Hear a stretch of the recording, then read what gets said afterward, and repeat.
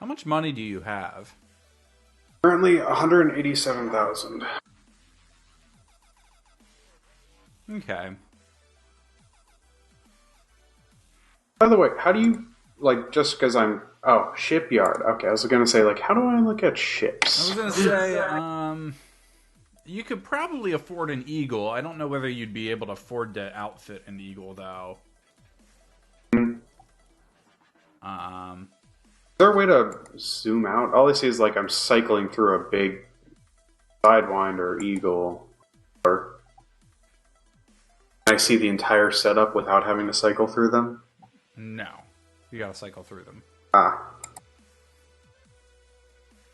So, like, ideally, you either want a Viper or a Cobra Mark III.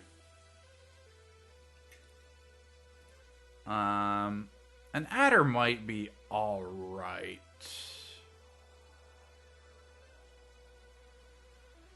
But I think you would be better off with a Viper. Viper, I had the Viper forever. It's a really good, it's a really good combat ship. The Viper is. Not familiar with the... it's goddamn expensive. I really want a Python. 9 heavy. A what? Oh, Like yeah. 9 heavy. Freaking huge. So how much money do you have? 7.4 million credits. Okay. I'm currently flying a ship worth 11 million credits. And I have another ship worth about 3. Yeah. So I might hold off. yeah, I wouldn't buy personally. the Eagle right now. I would probably maybe get like twice the amount of money you have, and then buy an Eagle. Told that one of the best. Well, I mean, I guess it's a big step up in price, but that I thought I saw something saying that the Cobra Mark III is like the best of the kind of intro ships. It is not. Not in my opinion. No? It depends what you want to do, right? Yeah. The Cobra I Mark guess III so. is kind of... The Cobra Mark III is all around, but like the best combat ship of like this size of ship, I think, is either the ship I'm flying, which is incredibly expensive and incredibly expensive to outfit, or a Viper. Ah. Viper's like pure combat. You're not going to do anything with the Viper other than shoot Other than ships. fight. No cargo capacity, I'm guessing. Just like Yeah, basically no cargo capacity. It actually has 4 weapon mounts, which like a lot of other ships don't have. You know, it's really good all around. Bobby just upgraded to one of those recently. But like I started out, I went from the Sidewinder that you have to an Eagle, which is significantly better than a Sidewinder, and it's cheap. So if you blow up, it's not that big of a deal to replace it, basically. And an Eagle, I think, is good enough that you can make enough money to build your way up to something better. you don't think I should like? I mean, as a newbie, get like a hauler and do some trading or like No, because missions. the way you want to trade, I mean, I don't know if a hauler can get far enough jump range. The way you want to trade is there's these specific trade routes, right? That are called, they're high. Actually, if you look at the commodities market in this station, there's one available here. Yeah. They're called rare trade goods. And they're not available everywhere. They're only available in specific stations, but you can sell them anywhere. And basically how it works is the further away you go from the place you bought it at, the more it's worth to sell. So what you do is there's a trade route that I've been running. Where's this? I don't see this rare thing. Commodities market. Yeah. It's under foods. It's Azure milk. It's highlighted yellow instead of orange. Oh. Okay. I also see. There's also probably like Leastian evil juice. Yeah. Okay. So how this works, right, is you buy this stuff here. So, like, if you look at the Leastian Evil Juice, right? It only costs 457 a unit to buy here. Yeah. And there's 12 units here. And let's say I fly significantly farther away, like 170 light years, let's say that, to another station that might have more, and then sell it there. That 457 a unit becomes those 12 units at 457 a unit quickly becomes a total of like 200,000 credits. It's buy low, sell high. Yeah. Well, it's just the further away you go, the quicker it is, the more money you make. But the route we have it's a high yield trade route. And what it does is, like, you go to like 3 systems. Each station probably has about 10 units, right? And then you fly significantly far away, and you sell all the stuff. And then you go to like 2 stations there, 2 different systems on that end of things, or 2 or 3, I can't remember the number. And you buy, again, like another 20, 30 units of stuff, and fly back to where you started, and sell again, and then buy again, and repeat. And it's worth, like, to trade in any of this other stuff, to actually make any, like, large amounts of money, you have to have a really large cargo hold. Oh, okay. Because you gotta buy a lot of, and you have to have a lot of capital, too, because you need to buy a lot of stuff, and sell it, and find places that are want to buy it from you for a profit. Basically, it's more difficult than these rare trade routes. The best way to start. So what I would do is I would do basically what Bobby and I did over the course of like 2 weeks. Basically, he didn't have a lot of money, and we built him up enough money to get his Viper and outfit it, and we built him up to get enough money to buy a where's the shipyard?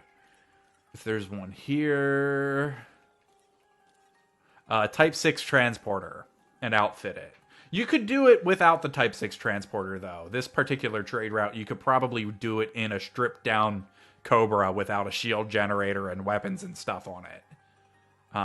But ditching the shield generator is dangerous. Yeah. Wait, so... Okay, so the Type 6, that's a big hauler one? Bigger hauler. I have one. It has like cargo capacity of like 100, basically. Oh. Okay. But like the Cobra Mark 6, right? Or Mark 3. Yeah. That was my primary trading ship for the longest time. You can outfit that thing to get like 40, 50 units of cargo in it and a jump range of like 19 light years. Okay.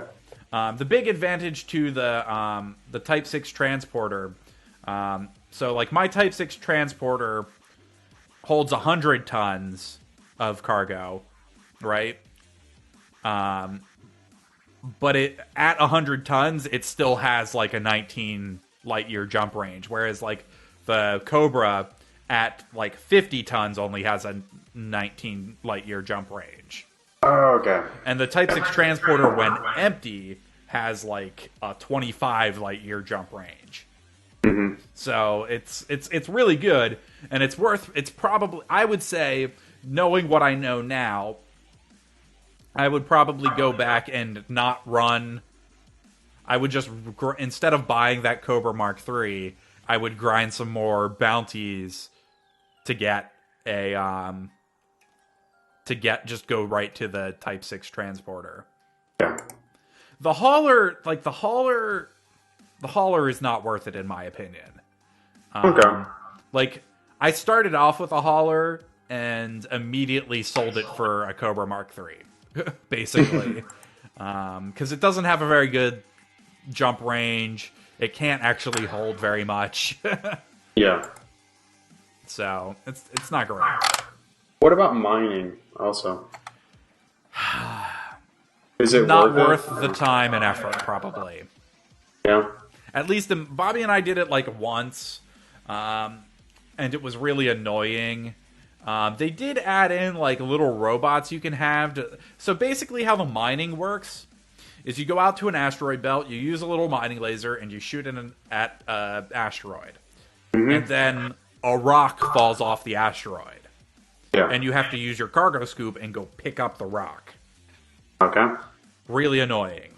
Don't you also have to like have a refinery in You your have to ship? have a refinery in your ship, and it was really annoying to scoop those cargo things. But they did add basically little robots, I think, that you can use to scoop them. I haven't tried them out yet, but that might be better. I still don't think it's probably worth the time and effort, but because you can make an awful lot of money collecting bounties. Or like if you get a good enough, like if we get you to that Viper and get that outfitted well, we can find a system that's at Civil War, like the Eravit system was, right? And then we can go in and fight in the Civil War on one of the sides and collect combat bonds. And those are actually worth quite a lot.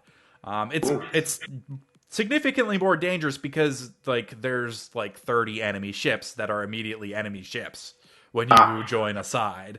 But instead of a bounty system, it's like a tiered system. So like a Cobra is worth less than a Vulture, which is worth less than a Python, which is worth less than an Adder. Not an Adder. It's just an Anaconda. Depending it's like on the rarity of the ship, you gain more like credits. the size of the ship determines the value of the ship, basically. Yeah. And Bobby and we made a lot of money. We probably made like $2 million just one evening doing those. But again, it's dangerous. Yeah. Different question. Okay. Gimbaled versus fixed. Gimbaled, always. Gimbaled, but like when they use chaff, so that messes it up, right? Yeah, you just stop firing when they use chaff until the chaff like wears off. you're completely unable to hit at that point. I mean, you can hit. Like my tactic is just be as close as physically possible. Oh, so just wait it out until they. Yeah, I usually just wait it out. I mean, it depends on like the size of the ship. Like if I'm going after like a Python or an Anaconda, like really big, slow ships, and they're using chaff, I'll just like get point blank, and there's no way my lasers will miss at point blank range. Yeah. But yeah, it's mostly just wait it out. Yeah. The fixed stuff is you miss more than you hit, basically. And turreted.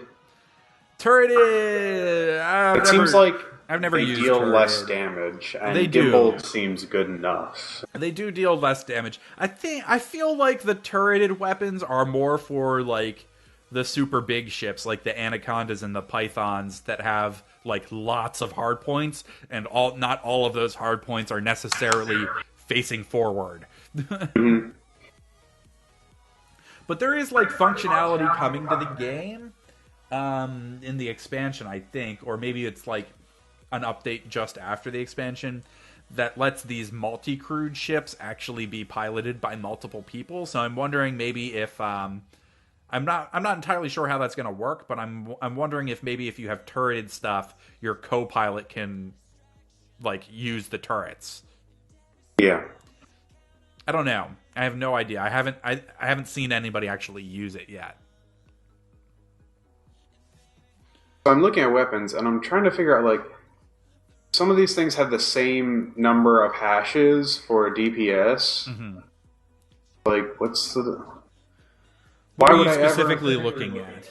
I was looking at pulse lasers versus burst lasers. I think they're basically the same thing. Yeah, I mean, well, it just seems like the burst laser... I mean, they're the same in every way, pretty much. Where'd it go? Okay. But the burst laser draws more power and has less rate of fire. So, I mean, I know they supposedly deal more per hit, but... What about, like, armor penetration? Does it have higher armor penetration? What? Nope. No, okay. DPS and power draw. Or not DPS, rate of fire and power draw. are the only things that are different. Mm-hmm. Is the rate of fire higher? No, lower. Lower. Well, I guess the advantage is less power draw. No, that's the one that has a higher power draw. Oh. Yeah. The rate of fire I mean, is I guess lower. it's that if you have good accuracy, I guess there's less waste. You know, like you're getting more damage in per hit. Well, is the mass less? No, they're the same. Probably gonna take the pulse laser just because I would probably take the pulse laser, yes. I mean, there are class 1 beam lasers. True. I don't know what those They're are a bit gonna more be expensive, but yeah, the beam lasers, you don't want to know how much my one of my beam lasers costs more than your entire fitting and ship are worth. for now, I think I'll just get the pulse laser. I think my beam lasers were like 2 million a piece. Well, I click compare, and that's it. Yeah, I would probably just buy the pulse Whatever, lasers bye. and wouldn't worry about the fittings too terribly much until you upgrade the ship, upgrade to a different ship. I probably wouldn't. The only thing I might spend my money on for you for the moment would be a better shield generator, so you can live longer without having to run away. Yeah. Maybe a better power distributor as well, so that your guns don't drain your energy out quite as quick, but that's not super necessary. Pulse lasers. If I want to do, how do I edit the fire groups? The what? Oh, the fire groups. That would be from the main screen. That would be panel 4. Oh, okay, so that's actually in the cockpit. Yes. And it actually tells you on that screen, it tells you what your like rebuy cost is. So like your insurance cost if you were to like explode. Yeah. My current rebuy cost is $753,000. That's a lot.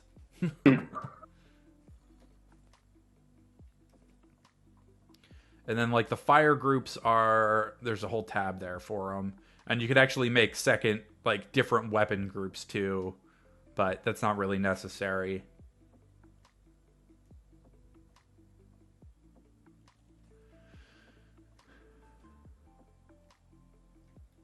All right, well, I am gonna go shoot something because I'm tired of just staring at the station here.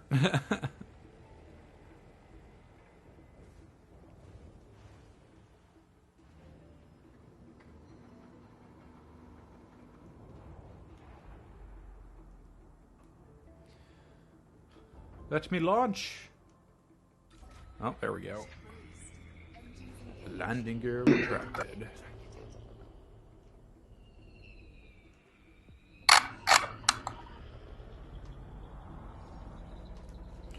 Alright, nav beacon. Where are you, nav beacon?